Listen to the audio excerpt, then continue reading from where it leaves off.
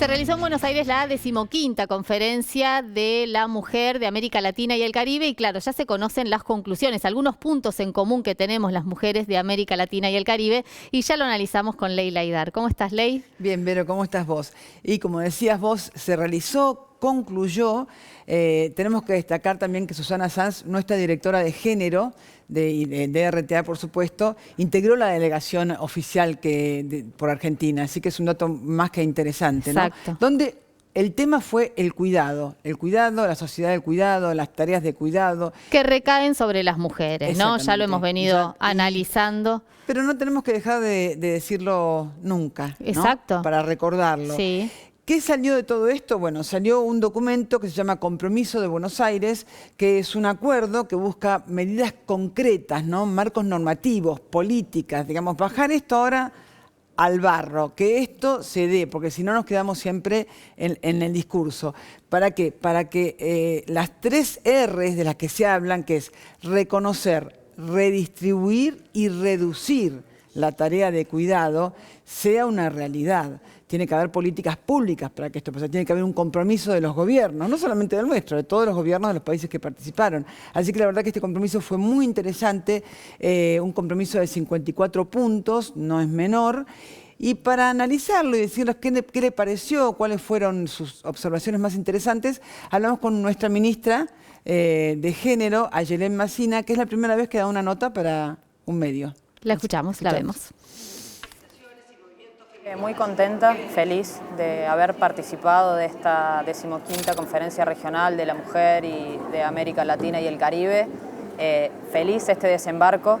Hace muy poquito que estoy en el Ministerio de Mujeres, Género y Diversidad y esto es lo primero que me tocó, encontrarme con muchísimas realidades, con distintos países, con distintas organizaciones de la sociedad civil, movimiento feminista, las organizaciones y organismos internacionales que me acompañaron durante esta conferencia con muchísima solidaridad y humanidad y con la sororidad que utilizamos siempre desde el feminismo. Que este espacio sea un espacio para los movimientos y para la sociedad civil también es importante porque si no las voces quedan centralizadas en ministras, en diálogos de alto nivel, en los organismos internacionales, queda centralizada la voz en organismos más bien especializados en la temática, bien academicistas, bien técnicos, y tenemos que darle la participación a la sociedad, que es quienes están en territorio, quienes trabajan en la base de todos los terrenos. Yo vengo de una provincia muy chiquita de Argentina, que es el 1% de todo el país,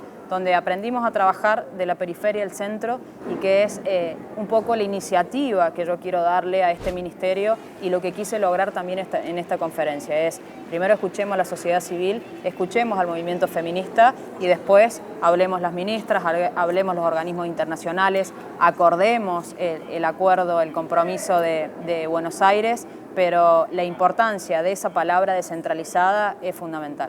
Esto es parte de una deconstrucción y lo interesante de la deconstrucción es justamente eso, ¿no? El poder darnos cuenta. Para mí, en lo personal, fue fantástico entender que mi verdad no era absoluta y me emociona esta parte porque ayer, mientras estábamos en el panel de aborto, la veía a mi mamá en primera fila, sentada con un pañuelo verde, cuando tuvimos un montón de discusiones y me costó no solo desnaturalizar y romper ciertos patrones culturales de la familia, me costó diálogos, me costó discusiones, peleas, familiares, y hoy ver a mi mamá sentada en primera fila y ver a mi abuela con más de 90 años que entiende que el aborto es una cuestión de salud, que es necesario, que es urgente y que pude también desnaturalizar eso no solo con la familia, sino también abrazándome a un movimiento feminista que me llevó a cambiar y estos son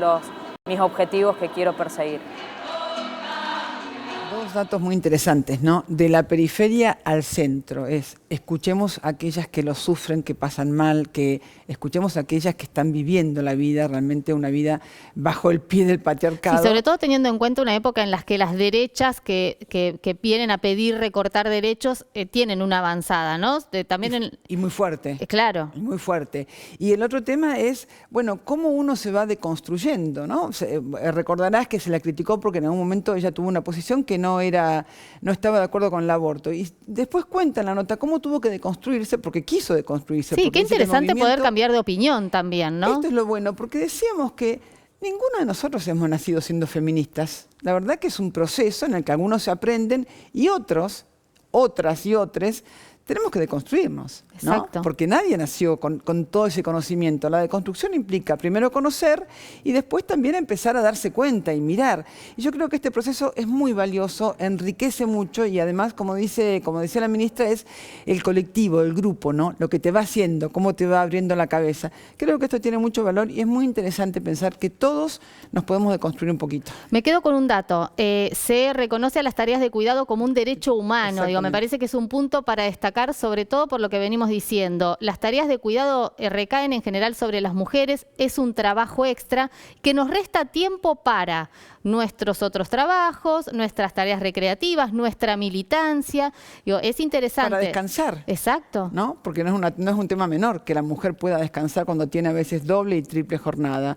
Entonces, bueno, para esto también necesitamos políticas públicas. Atenti, tiene que haber políticas públicas, el Estado se tiene que hacer cargo, por ejemplo, de las licencias por paternidad y por maternidad. Que hay un dato que no es menor. Fíjate, el 0,14% del PBI es lo que cuesta la ampliación de las licencias para el Estado por paternidad, sí, que es la ley que está dando vuelta. Y 0,16% la exención del pago de ganancias a los jueces. Ahí está, mira. Si los Mira jueces qué linda pagaran cuenta. lo que tienen que pagar, el Estado podría tranquilamente asumir el costo de las licencias por paternidad a los papás. Gracias, Ley. A vos.